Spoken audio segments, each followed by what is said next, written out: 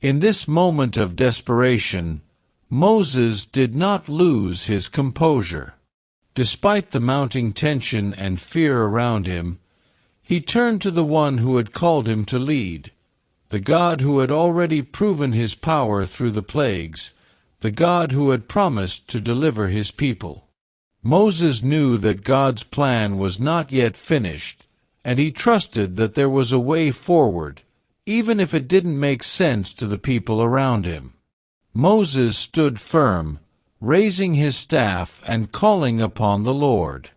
The air around him began to stir, and the winds howled. Then, something miraculous began to happen. The sea started to churn and shift. The waters seemed to part, creating a dry path through the middle of the sea. The people watched in awe and disbelief as the impossible became reality. The very elements of nature bent to God's will, creating a passage where there was none before.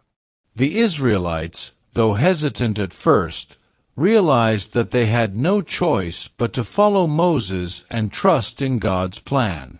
With each step, they walked on dry ground, the towering walls of water on either side. Imagine the fear, the awe, and the wonder they must have felt as they crossed this path of divine intervention. The sea had not just parted, it had become a conduit of salvation. But time was running out. The Egyptian army was still in hot pursuit. The Israelites had to move quickly, their hearts racing as they saw the dust rising from the advancing chariots. Every moment was critical.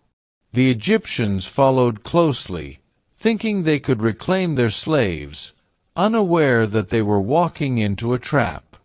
As the Israelites neared the other side, Moses raised his staff once more, signaling God to finish his work.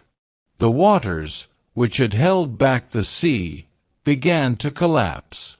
The Egyptians, who were in the middle of the sea, suddenly realized their fate.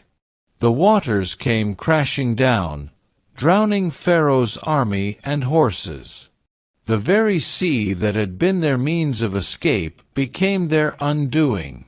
As the last wave crashed over the Egyptians, the Israelites reached the far shore, safe and sound. They turned and saw the water closing in,